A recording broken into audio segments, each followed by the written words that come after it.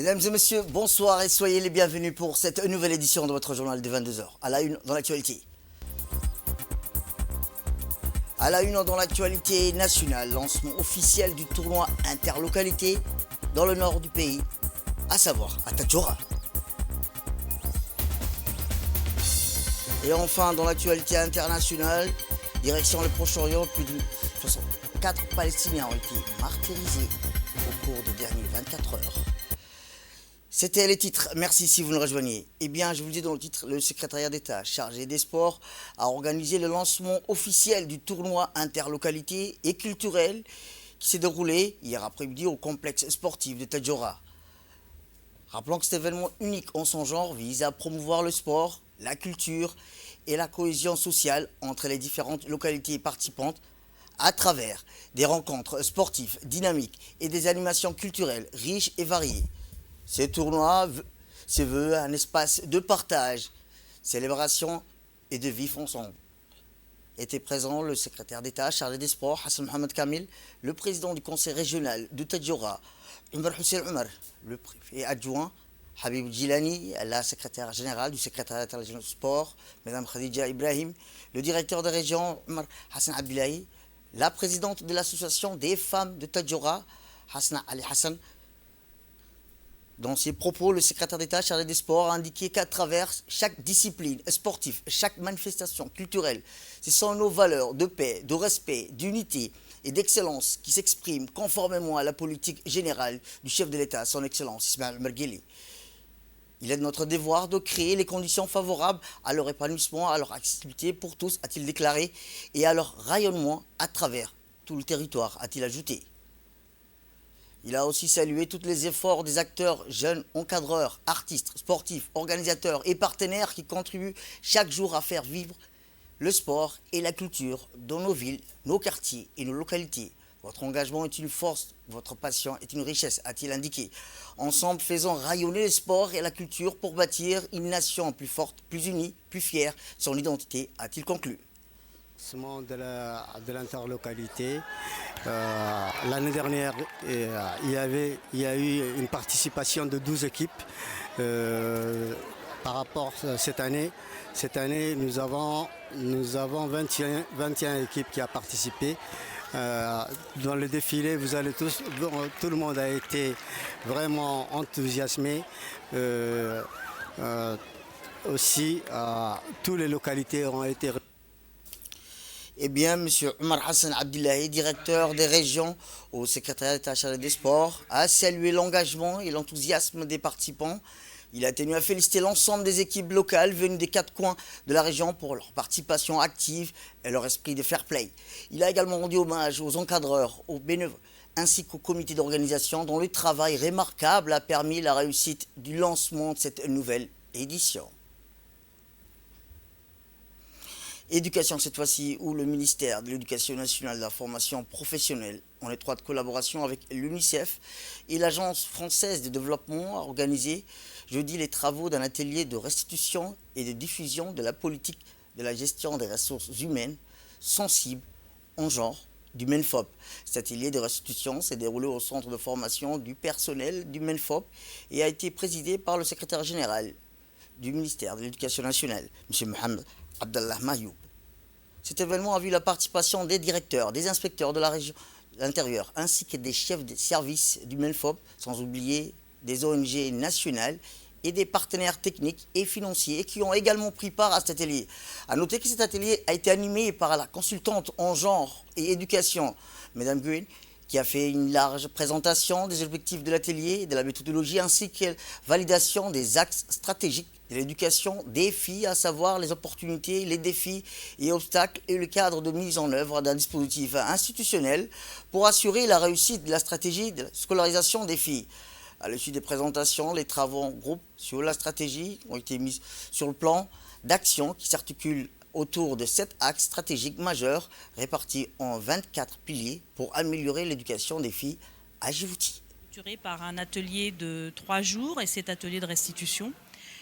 On a pu travailler vraiment pleinement pour améliorer, ajuster, compléter le plan d'action qui comporte 7 piliers à la fois des piliers sur la question de la gouvernance, la gestion RH, mais aussi la formation du personnel, la communication, la lutte contre les stéréotypes, ainsi que la question de la planification et des partenariats et des budgets. Quasiment toutes les directions et tous les services ont participé, et ce depuis la formation de décembre aussi, qui avait été très riche, et celle de février qui a eu lieu aussi sur la planification et les indicateurs statistiques.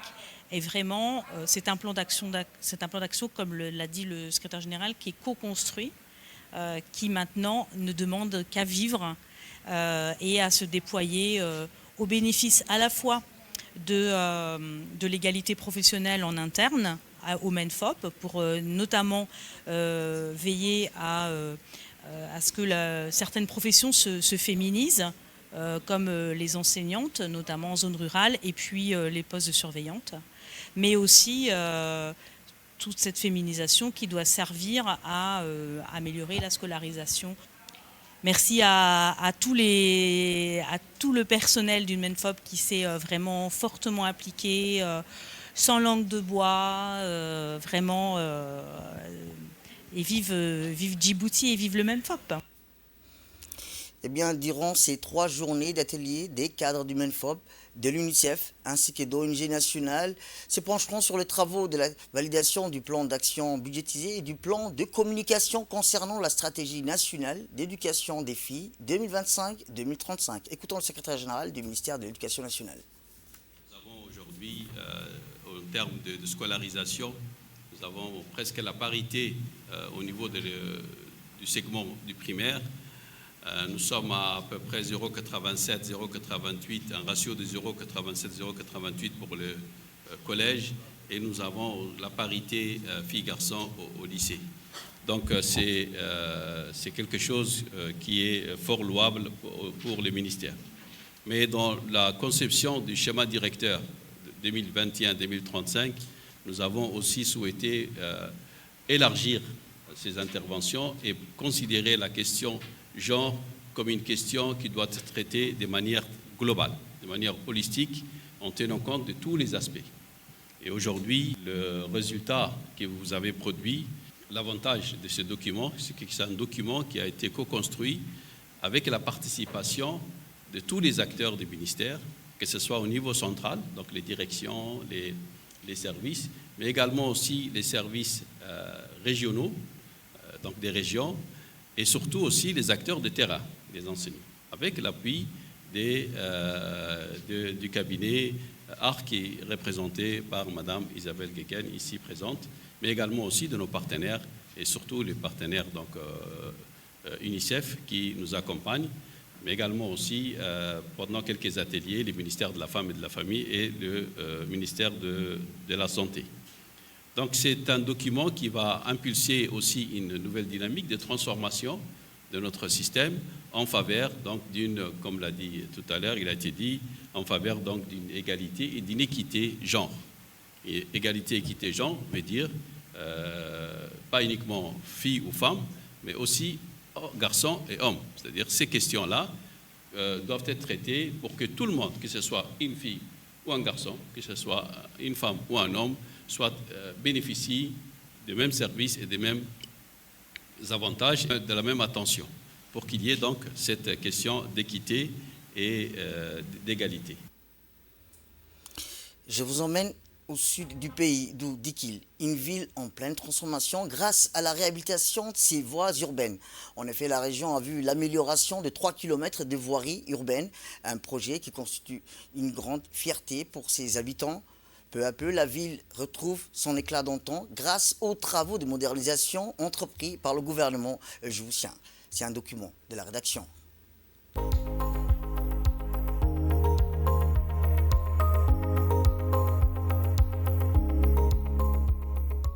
Une réalisation attendue depuis longtemps. Les voiries urbaines de Dikil étaient un véritable défi pour la population locale, longtemps laissée impraticable. Les habitants de Dikil, Dikilois et Dikiloises attendaient ce projet depuis de nombreuses années. Le projet de réhabilitation couvrant à la fois les voies principales et secondaires marque un tournant pour cette région de l'Unité. Le développement passe indéniablement par le développement des routes et infrastructures. Le gouvernement djiboutien a compris cette nécessité et a pris des mesures concrètes pour moderniser les voies urbaines de Dikil. Ce projet dépasse les simples travaux de construction.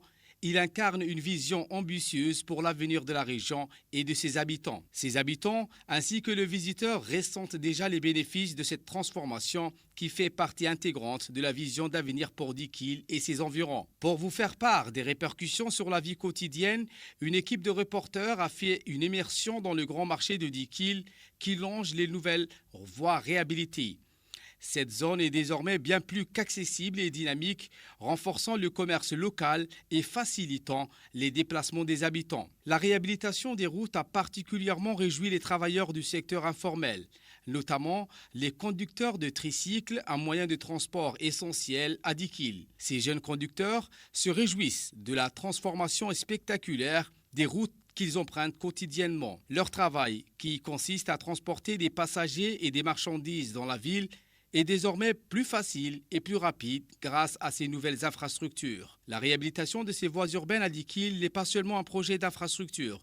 Elle représente une véritable transformation sociale et économique pour la ville. Les habitants, les travailleurs informels et tous ceux qui bénéficient de ces nouvelles routes voient un avenir plus radieux se dessiner grâce à l'engagement du gouvernement à améliorer les conditions de vie et à moderniser les infrastructures dans toute la région. Les habitants de la ville de l'Unité, autrefois confrontés à des voies impraticables, bénéficient désormais d'une accessibilité accrue. Fini les pneus crevés, fini les chocs violents provoqués par les cailloux des anciennes routes, comme nous l'affirme une jeune diculoise au volant de sa voiture. Les routes sont désormais bien meilleures. C'est un soulagement de ne plus avoir à subir ces secousses qui nous rendaient les trajets pénibles. Grâce à la réhabilitation, tout est devenu beaucoup plus facile et agréable. Cette amélioration des infrastructures apporte un confort quotidien à tous les habitants et symbolise une véritable avancée pour la région. Même son de cloche pour cet utilisateur de la route. Fier de l'actuel état de route, ce jeune conducteur de moto-tricycle semble être serein et confiant, assurant que la route est désormais bien entretenue et qu'on peut enfin profiter pleinement de l'état actuel des routes. Ces nouvelles voies rendent les trajets beaucoup plus sûrs et agréables. Avec l'espérance de vie de nos tricycles, je n'ai plus à m'inquiéter des mauvaises conditions des routes. Grâce à la réhabilitation, non seulement la sécurité est améliorée, mais cela donne aussi aux habitants le sentiment d'avoir un cadre de vie plus moderne et confortable. Facilitant leur quotidien et stimulant le commerce local, les commerçants de la place accueillent également avec beaucoup de ferveur ces voies urbaines qui embellissent leur déventure. Les nouvelles routes ont vraiment transformé l'aspect de notre quartier et apporté un flux de clients bien plus important. L'amélioration des infrastructures rend les déplacements plus fluides, ce qui attire non seulement les résidents, mais aussi les visiteurs et contribuant ainsi à la prospérité du commerce et à la dynamisation de l'économie locale. Ces nouvelles voies urbaines ne sont pas seulement un symbole de modernité, mais aussi un catalyseur pour un développement durable et inclusif de la région. La société des PCR, maître d'ouvrage de la réalisation de ces voies urbaines, ont agi sur les instructions du Premier ministre, M. Abdelkader Kamel Mohamed, lors de la tournée régionale qu'ont effectué les membres du gouvernement dans les régions de l'intérieur. Une initiative qui témoignait de la volonté du gouvernement de moderniser les infrastructures et améliorer la vie des citoyens dans les régions du pays. Ces travaux ont été réalisés par la société Al-Nasri qui a respecté les délais de construction, achevant la réhabilitation en 9 mois sans retard. La qualité des travaux est conforme aux normes les plus strictes, garantissant ainsi une durabilité et une sécurité optimale pour les usagers. Cette réhabilitation représente un grand pas en avant pour la ville de Dikil et pour l'ensemble de la région, offrant une infrastructure moderne et sûre qui soutiendra le développement économique et la mobilité des habitants. Sport à présent, où la Fédération djiboutienne de natation a organisé hier une journée de compétition dédiée à la détection des jeunes talents en natation, en particulier dans les catégories cadets et juniors. Cette rencontre qui s'est déroulée à la piscine nationale de Djibouti avait pour objectif l'identification des nageurs et nageuses les plus prometteurs en vue de leur intégration au sein de l'équipe nationale. Les compétitions ont rassemblé une cinquantaine d'athlètes issus de 3 régions de Djibouti, à savoir Djibouti-Ville, Obok et Tadjoura, témoignant de l'engagement national pour le développement du sport dans différentes régions du pays. Ce sont les meilleurs nageurs qui se sont démarqués lors des précédentes journées régionales natation. Au cours des différentes courses, les athlètes ont démontré une bonne maîtrise des techniques pour réussir une épreuve de la nage libre en piscine, telle une gestion efficace et un bon virage, un bon équilibre entre puissance et économie d'énergie ou savoir gérer l'effort sur la distance. Djibouti, Tadjoura et Obok. Et ici, nous sommes en phase finale de la détection à la piscine nationale pour sélectionner les meilleurs parmi les athlètes, le meilleur, les crèmes des crèmes. Inch'Allah, nous souhaitons et notre objectif est de préparer ces jeunes-là pour les compétitions prochaines, Inch'Allah, qui va se présenter au niveau régional, ou continental, ou international. Et Inch'Allah, nous espérons le meilleur, Inch'Allah, pour ces jeunes athlètes, Inch'Allah. Autre actualité à présent, et comme à son habitude, et face à un besoin humanitaire pressant, la garde-côte djiboutienne, sous la direction de son commandant, le colonel Ouass Omar Bourré, a une nouvelle fois montré son engagement envers la solidarité nationale en organisant une opération de don de sang à l'hôpital Dar al-Hanan.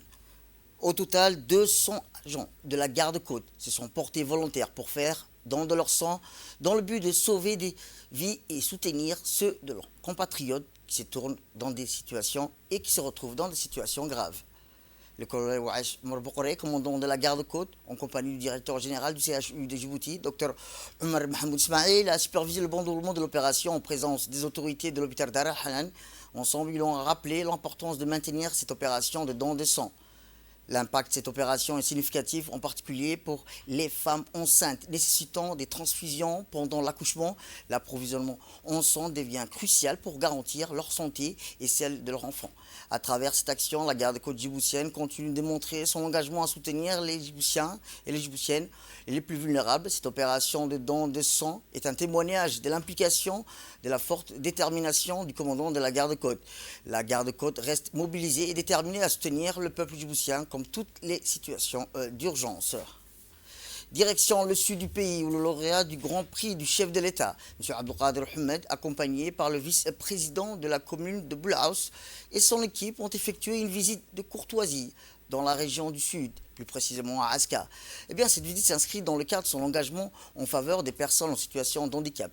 Les lauréats ont d'abord rencontré la préfète adjointe d'Ali Sebiye, Mme Sirida Ouabari Assoui, qui a exprimé son soutien indéfectible au projet Handisport. La préfète adjointe a déclaré « Je suis déterminée à soutenir ce projet qui vise à promouvoir l'inclusion des personnes handicapées dans notre société ». Concernant la séance de sensibilisation Handisport, M. Abdelkader Ahmed a animé une séance dédiée aux personnes handicapées abordant les opportunités et les ressources disponibles pour leur épanouissement à travers le sport. Une séance a également été organisée pour les encadreurs afin de leur fournir des outils et des méthodes pour mieux accompagner les athlètes en situation de handicap. La visite de courtoisie du lauréat du Grand Prix du chef de l'État, Ali Sebiye, marque une étape importante dans la promotion et l'inclusion des personnes handicapées grâce au soutien des autorités locales. Dans les quartiers, et les parents et les gens qui sont là, de ramener ses amis à l'antenne de la MPH dans le cadre de la promotion des activités handisport.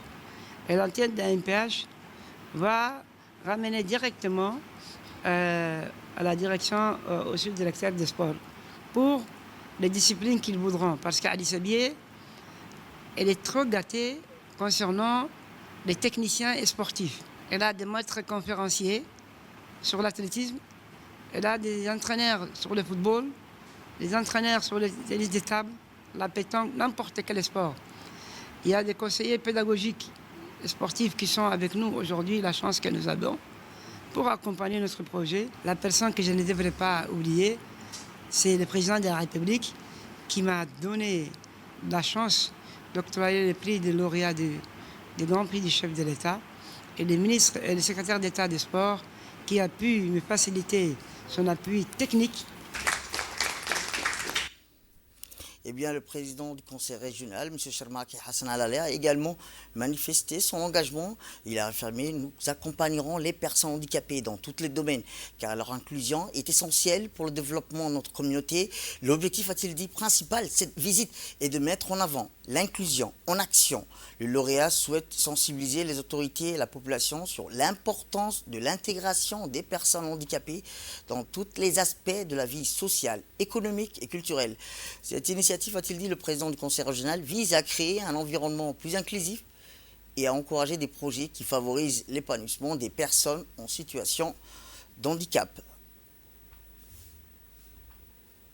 Dès là, nous passons vers le nord du pays, où l'ambassadeur du Japon à Djibouti a procédé à l'inauguration officielle des citernes enterrées dans les localités de Bourahadi et de Kohoulé, situées dans la sous-préfecture de Wadi de la région d'Obok. Cette cérémonie a vu la participation du préfet de la région d'Obok, du président du conseil régional d'Obok. Ces citernes enterrées ont été financées par l'ambassade du Japon à la demande de l'association obokoise.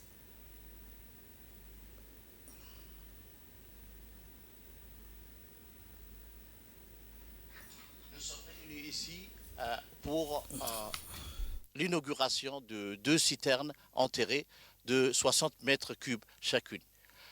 Cette réalisation qui a été faite d'abord par l'association, mais avec l'appui et le financement du peuple japonais à travers donc l'ambassade du Japon, ici présent aujourd'hui, que d'ailleurs nous remercions amplement.